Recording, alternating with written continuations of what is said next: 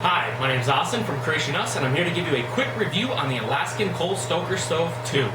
First thing I want to point out is the obvious. This stove is massive. Don't let my height deceive it at all. The thing is huge. It weighs 300 pounds, it's 48 inches tall, it's 22 inches wide, and it's 31 1/4 inches in depth. So you're going to need to make sure that you have the room for it. But due to that size, I'm able to heat my whole entire house with this thing. It puts out 5,000 to 85,000 BTUs.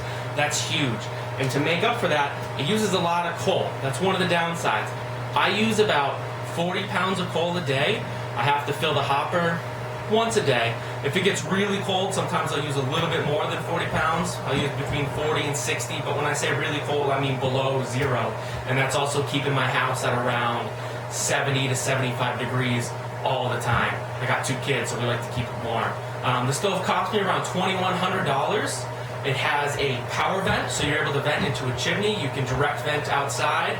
Just make sure, if you're putting it into a chimney, that it's the only fuel source going into that chimney. So in other words, you can't put in coal going into the same chimney that oil furnace goes into. Make sure you also check your town regulations. It also comes with a 265 CFM blower.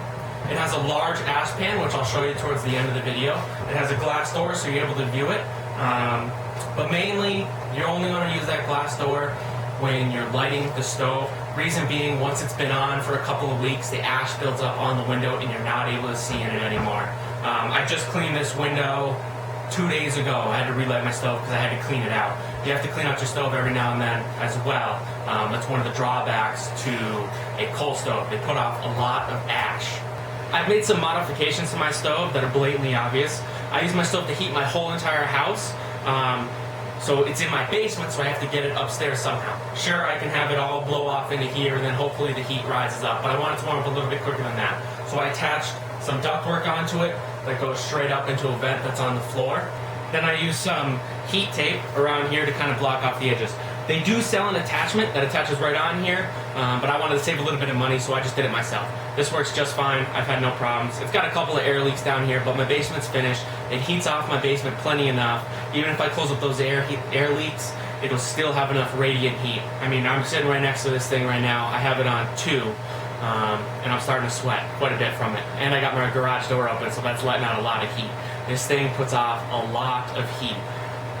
The control box, it goes from low to high, or 1 to 5. I keep it on 2 almost all the time, and that heats my house, which is about 1,500 square feet at 71 degrees all the time. If the weather drops below 0, sometimes I gotta bump it up to 2.5, but I've never had to put this stove off 2.5, which would be about medium for the stove. I'm almost afraid to see what this thing would do at a high, if I'm feeling it start melting things. Here's more of a close-up of the window. As you can see, it got a little covered with ash. It still makes it possible to see inside, but you can barely see. You can't really see the flames all too much. That stuff running down, I added some extra sealant around, and it melted off a little bit. I guess I didn't wait long enough for it to dry. So from the bottom here, this is how we access the ash pan. Make sure you touch it with proper gloves. It gets very hot. I just emptied my ash pan about an hour ago. I have to empty this ash pan here about once every other day. I mean, the thing is massive. The stove is on, so I want to be fairly quick. You can see there's a lot of ash in there. This is about a month's worth of ash that works its way around the ash pan itself.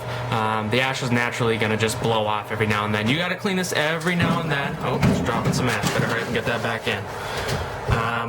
I think I clean it about once every month and a half. I shut it off and I'll clean it out. Here you can see the actual burn tray. Right now the stove's on 2. I'm still messing around with the settings to see how much fire I can get as opposed to how much heat. It's going to take you a little while to kind of learn exactly what settings are right for your house. Here's a better shot of the hopper. As we said before, it's a 180-pound hopper. I purposely haven't put any coal in it for the past couple of days to kind of let it get a little bit empty. When it's full of coal, it's hard to tell how big it really is. But 180 pounds is a lot of coal. So I have my stove here set up on a stand.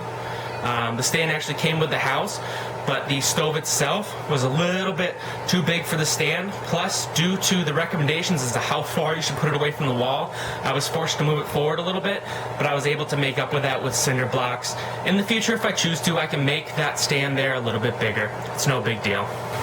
Over here is the control box. This is what came with the stove.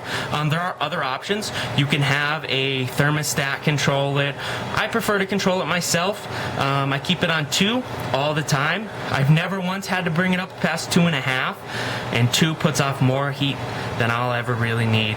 If it really, really gets cold, as in -5, anything really below 0, I'll bump it up to 2.5. I've never had to put it up to 3.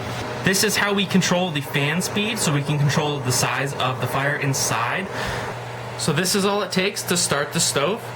We just put one of these down and we cover it with some coal. Then we go ahead and we light the fuse here, and it's going to go ahead and kick on. Then once we see some coal burning, we're going to go ahead and plug the stove in. That'll kick on the fan inside and start the whole burning process.